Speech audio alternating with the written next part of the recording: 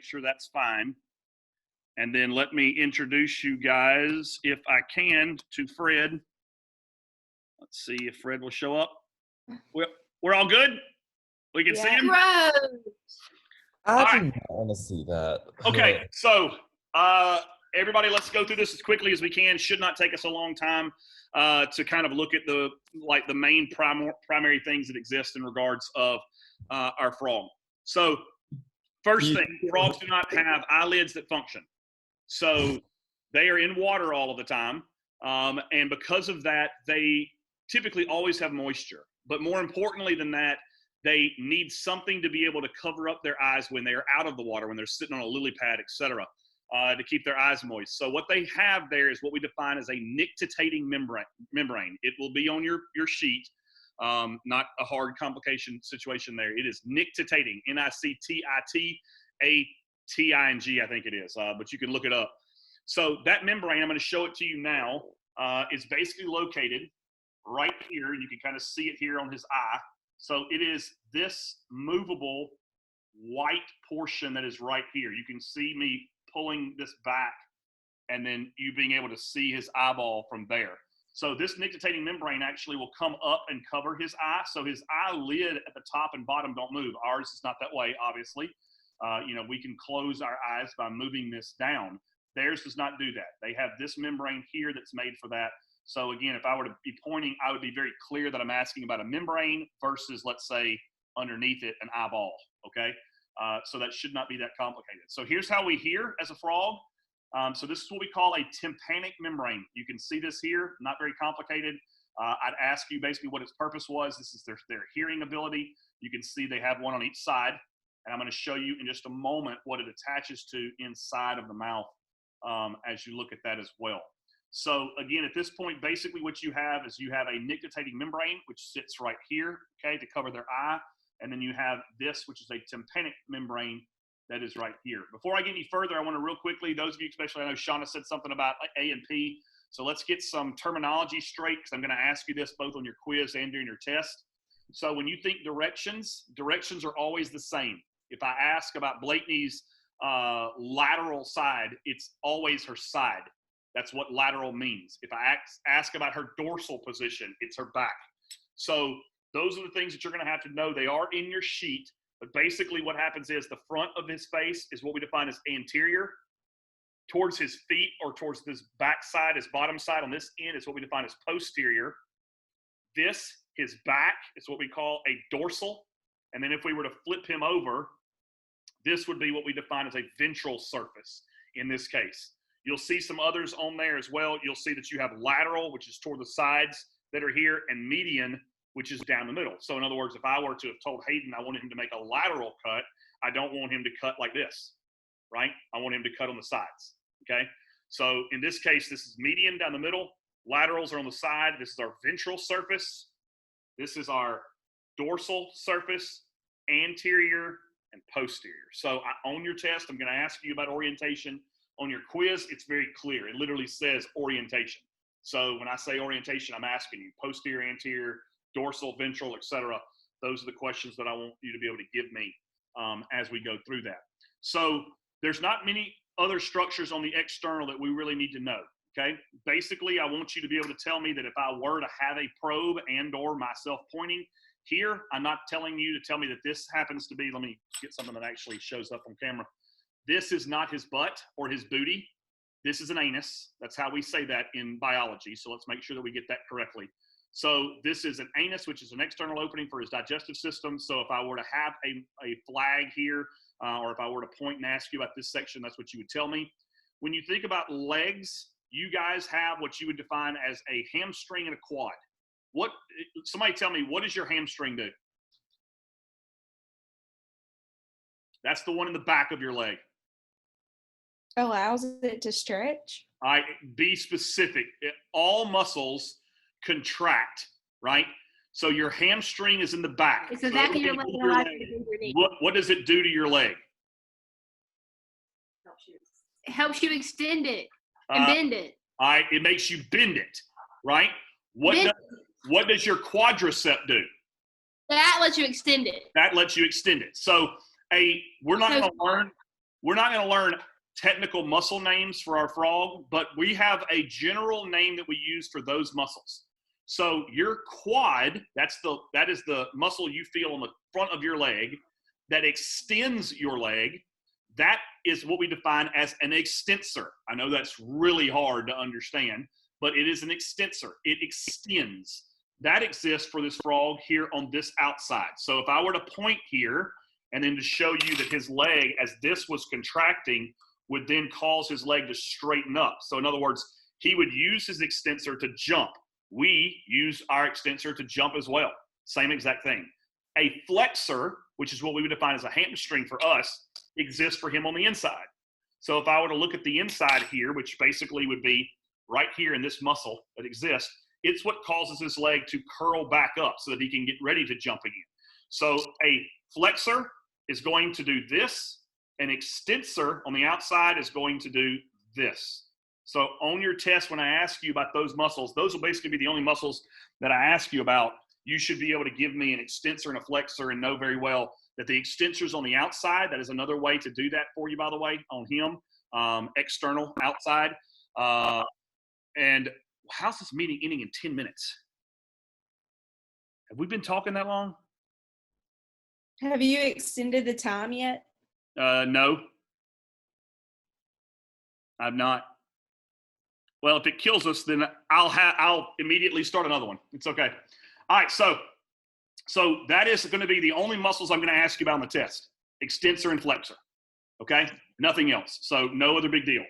The only other two structures that you need to know for external are going to be these, what we define as his external nares. It's a hole, which is basically his nose, if you think of it this way, that are right here.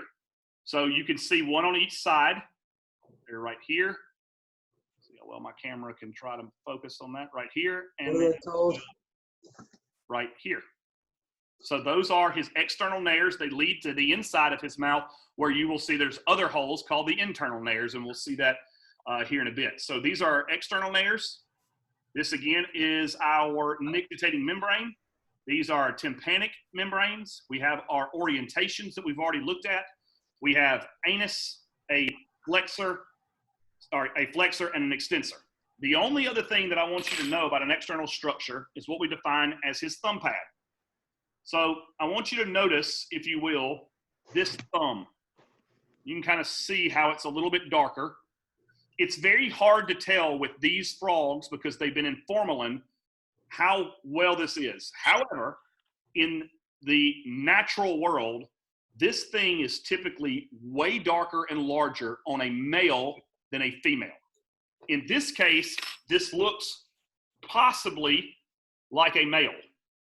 I'll show you a definitive example, in this case, of what you would call a female. In other words, if you were to look at her hand, this structure, while it's bigger because it's their thumb, it does not really have a definitive, very great dark color like this would be right here.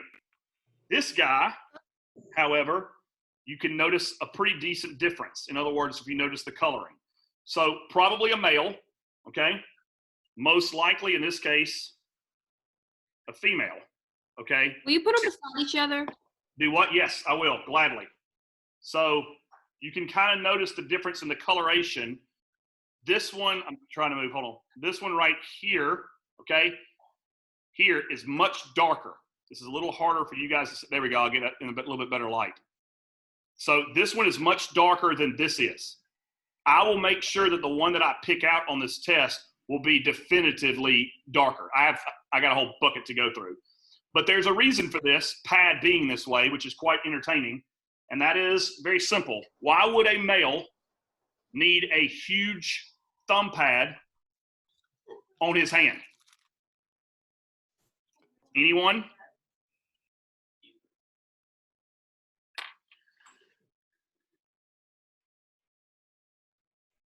Anyone? I can't hear her. Why is she quiet? We don't know. Are males bigger? They are bigger, but why would a male need a thumb pad compared to a female? What does he do? I don't know how froggy mating works. So, okay, well, frog mating works with him basically being on top of her and holding her down. And so the thumb pad. So he has to pin her down with the big thumb pads. Yes, he has to hold her down. Yes. So that is all of the external structures that exist on the frog that I would ask you about, okay? Tympanic membrane, nictitating membrane, dorsal, anterior, ventral, posterior, lateral, medial, anus, external nares, all those things, that's it. There's no other questions that I have to ask you about as far as that part's concerned, okay? All right, are there any questions on external structures from any of you? Can you show me where the whatever you just said are? Yes, this is your nares. So look, I mean, on the test, I'll be very quick to make sure that I'm telling you this goes inside of a hole. But basically, you can see me here. I'm inside of this hole that's right here. Okay? So this is an external nair. This is basically a breathing mechanism for them. Here and here, in this case. Sorry, I'm moving around on you. So right there. Okay? So there's both of those that are there. And I would be very, like, Bella, I wouldn't just ask you, like, point and say, what is this? I'd be like, these two holes that are here on the front of his face, what are these? Because you can't physically put your probe in it yourself. You're having to rely on me to do that through video. You see what I'm saying? Does that make sense? Yes, sir. All right. Any other questions at all about that portion? Or are we all okay on external structures? Okay, so we've got nictitating membrane, Correct. tympanic membrane, Yep. anus, extensor, flexor, external nares, thumb pad, and then we need to know like our like directional terms. Right. Then you just need to know orientation. Yes, ma'am. That's it. You know everything that's there on the first page and a half of your notes. That's exactly right. Sir. Okay. All right. I'm about to basically break his mouth. Is what I'm going to do. I'm going to tear his jawline off so that we can look at him. Okay. So in this case, his mouth functions for him the same way that ours does. Its job and responsibility, by the way, is this thing is claiming that it's going to shut me off at the time, or is it going to extend it? Okay. Sorry. I have some people watching today so that they can watch you guys take care of yourselves and watch Hayden try not to go to sleep. Wow. It's Miss Jenkins. She just loves you that much. She's been missing you, man. That's all it is. Hey, Miss Jenkins, do we have a Zoom meeting today? We do not. We do not. Okay, good. Really? All right. So real quick, let's look at mouth, and we're going to look at the structures that are here. There's basically 5 or 6 that we need to look at, and this will be all we're going to do for today. All right. So don't let me panic you here as far as when I go to open him up, because it's not going to sound good. But basically, what I'm going to do is you would have done the same thing. I'm going to cut this jawline right here just so that we don't have to fight it.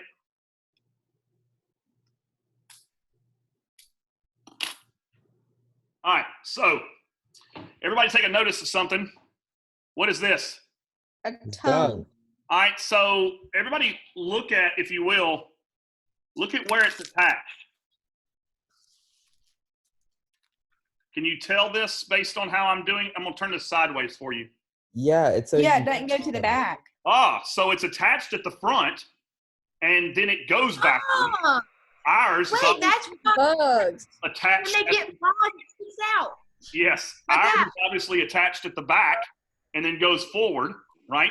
So in their case, this is how they extend their tongue, and then the tongue wants to return itself anyway. So as it returns, it brings insects back That's to them. right.